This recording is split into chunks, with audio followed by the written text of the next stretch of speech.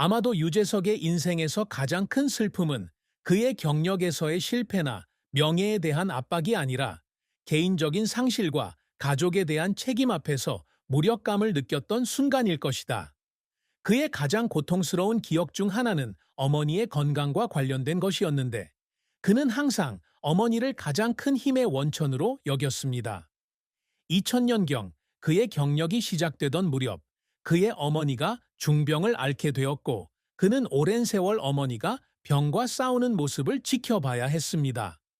유재석은 바쁜 일정에도 불구하고 여전히 어머니와 시간을 보내려고 노력하지만, 점점 약해지는 어머니를 보며 무력감을 느낄 수밖에 없다.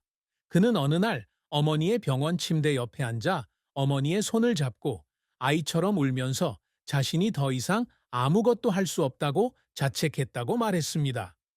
그녀가 세상을 떠난 후 유재석은 여러 날 동안 공식 석상의 모습을 드러내지 않았고, 그의 지인들은 그가 대중에게 친숙했던 밝은 이미지와는 거리가 먼 보기 드문 침묵의 기간을 보냈다고 전했습니다. 유재석이 잘 언급하지 않는 또 다른 슬픔은 생계를 책임져야 하는 가장으로서의 압박감과 주변 사람들에 대한 책임감입니다. 그의 경력이 정점에 도달했을 때 그는 아내와 아이들을 돌봐야 했을 뿐만 아니라 어려운 시기에 형제 자매와 친구들을 지원해야 했습니다. 한 번은 그의 절친한 친구가 빚에 시달리게 되었는데, 유재석은 아무에게도 알리지 않고 은밀히 그를 도와주었다. 하지만 그 친구가 어려움을 극복하지 못하고 점점 멀어져 가자 돈 때문이 아니라 한때 소중히 간직했던 관계를 잃는다는 느낌 때문에 형언할 수 없는 고통을 느꼈습니다. 그는 하루 종일 일을 마치고 나면 차 안에 혼자 앉아 창밖을 바라보며 조용히 눈물을 흘리곤 했습니다.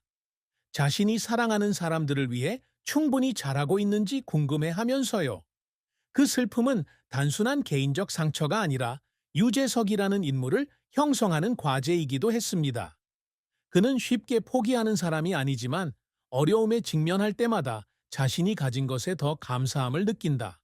그는 어느 인터뷰에서 가장 큰 슬픔은 실패할 때가 아니라 인생에서 가장 중요한 사람들을 보호할 수 없다고 느낄 때라고 말한 적이 있습니다.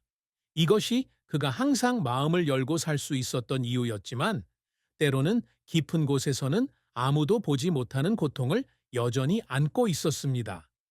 유재석의 인생은 찬란한 정점과 극복하기 힘든 날들을 모두 경험한 굴곡진 긴 여정이었습니다.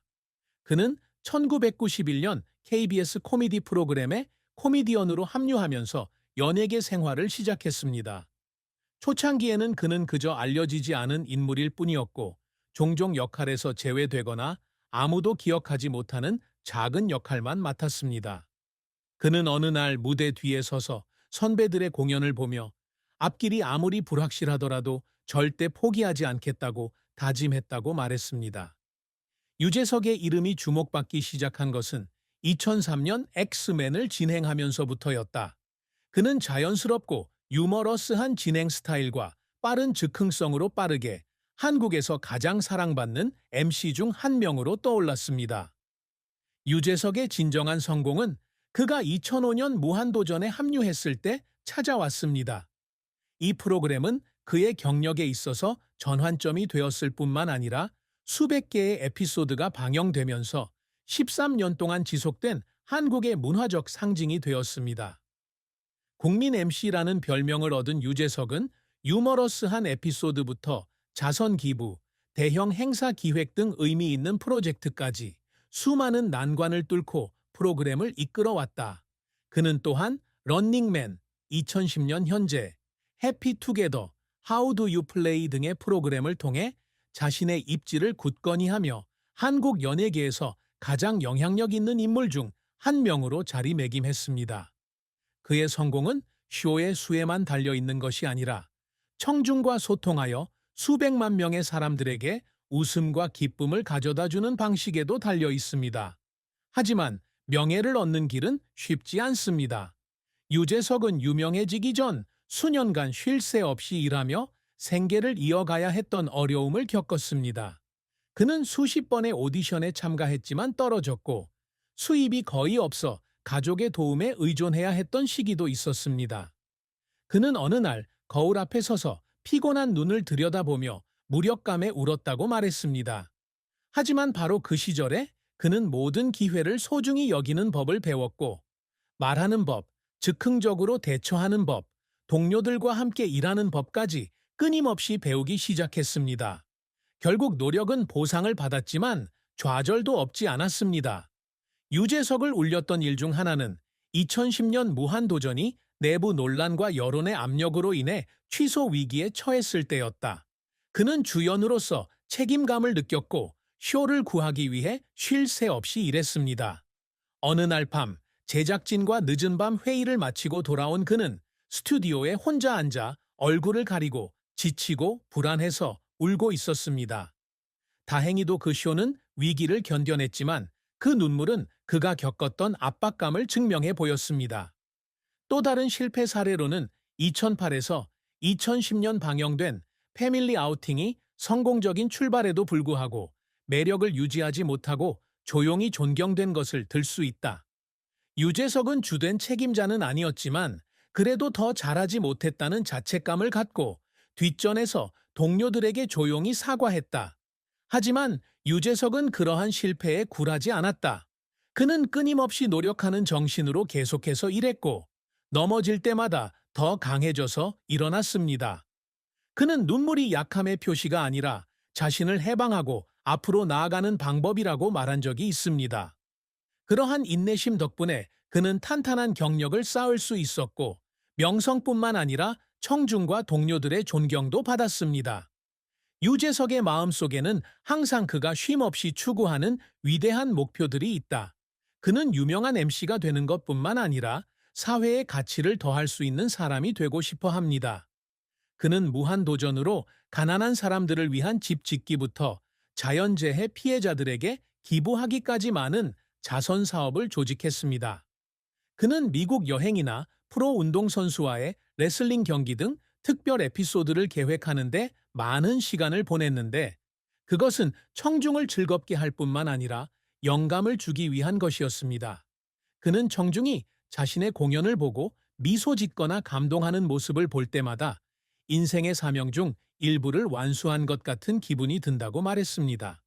유재석은 자신의 직업 외에도 모범적인 아빠이자 남편이 되는 것을 목표로 하고 있습니다.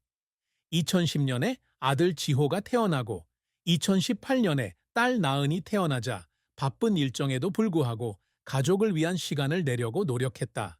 그는 정기적으로 자녀들의 학교 행사에 참석했고 한 번은 아이들을 즐겁게 하기 위해 만화 캐릭터로 옷을 입기도 했습니다. 그는 지호와 나은의 웃는 얼굴을 보는 것이 지친 하루를 이겨내는 가장 큰 동기가 되었다고 말한 적이 있다. 그는 또한 자녀들이 겸손, 감사, 근면과 같은 좋은 가치관을 가지고 자라기를 바랐으며 그는 항상 자신의 삶을 통해 이러한 가치관을 보여주고자 노력했습니다. 유재석 역시 끊임없이 새로운 프로젝트에 도전하고 있다. 그는 How Do You Play?로 싹쓸이, 환불자매 등의 임시 그룹을 만들어내며 한국 연예계에 새로운 바람을 불어넣었다. 그는 처음에는 자신을 음악적 재능이 없다고 생각했지만 노래하고 춤추고 심지어 작곡하는 법도 배웠습니다. 어느 날 공연을 위해 늦은 밤까지 연습을 하고 난 뒤 그는 스태프들과 함께 헐떡이며 웃으며 노력하면 불가능한 것은 없다는 걸 증명하고 싶다고 말했습니다. 그에게 성취란 단순히 수상을 의미하는 게 아니다. 그는 수십 개의 권위 있는 대상을 수상했지만 자신이 해온 일을 돌아볼 때 느끼는 만족감이다. 유재석은 자신의 직업 외에도 모범적인 아빠이자 남편이 되는 것을 목표로 하고 있습니다. 2010년에 아들 지호가 태어나고 2018년에 딸 나은이 태어나자 바쁜 일정에도 불구하고 가족을 위한 시간을 내려고 노력했다. 그는 정기적으로 자녀들의 학교 행사에 참석했고 한 번은 아이들을 즐겁게 하기 위해 만화 캐릭터로 옷을 입기도 했습니다. 그는 지호와 나은의 웃는 얼굴을 보는 것이 지친 하루를 이겨내는 가장 큰 동기가 되었다고 말한 적이 있다. 그는 또한 자녀들이 겸손, 감사, 근면과 같은 좋은 가치관을 가지고 잘하기를 바랐으며 그는 항상 자신의 삶을 통해 이러한 가치관을 보여주고자 노력했습니다. 유재석 역시 끊임없이 새로운 프로젝트에 도전하고 있다. 그는 How Do You Play, 로 싹스리, 환불자매 등의 임시그룹을 만들어내며 한국 연예계에 새로운 바람을 불어넣었다. 그는 처음에는 자신을 음악적 재능이 없다고 생각했지만 노래하고 춤추고 심지어 작곡하는 법도 배웠습니다. 어느 날 공연을 위해 늦은 밤까지 연습을 하고 난 뒤 그는 스태프들과 함께 헐떡이며 웃으며 노력하면 불가능한 것은 없다는 걸 증명하고 싶다고 말했습니다. 그에게 성취란 단순히 수상을 의미하는 게 아니다. 그는 수십 개의 권위 있는 대상을 수상했지만 자신이 해온 일을 돌아볼 때 느끼는 만족감이다. 유재석과 나경은의 사랑 이야기는 아름답지만 어려움과 슬픔이 없는 것은 아니다. 두 사람은 2006년 나경은이 MBC 아나운서로 활동하고 유재석이 이미 유명한 MC로 활동할 당시 처음 만났다. 나경은은 처음에 그에게 깊은 인상을 받지 못했다. 그가 그저 TV에 나오는 코미디언일 뿐이고 그다지 깊은 의미가 있는 사람은 아니라고 생각했기 때문이다. 하지만 유재석은 진심과 인내심으로 작은 행동으로 그녀를 사로잡았다. 퇴근 후 커피를 가져다 주기도 하고 그녀를 웃게 하는 재밌는 메모를 써주기도 했다. 그는 처음으로 자신에게 사랑을 고백했을 때 너무 긴장해서 말을 더듬었지만 그녀가 동의하자 온 세상이 환해지는 것 같은 기분이 들었다고 말한 적이 있다. 그들은 2008년 7월 19일에 가족과 가까운 친구들만 초대한 간소한 결혼식을 올렸습니다. 나경은은 온화한 외모와 강인한 성격으로 유재석의 든든한 버팀목이 됐다. 아들 지호가 태어나자 두 사람은 바쁜 육아 기간을 함께 보내고 나은이가 태어나자 두 사람의 사랑은 더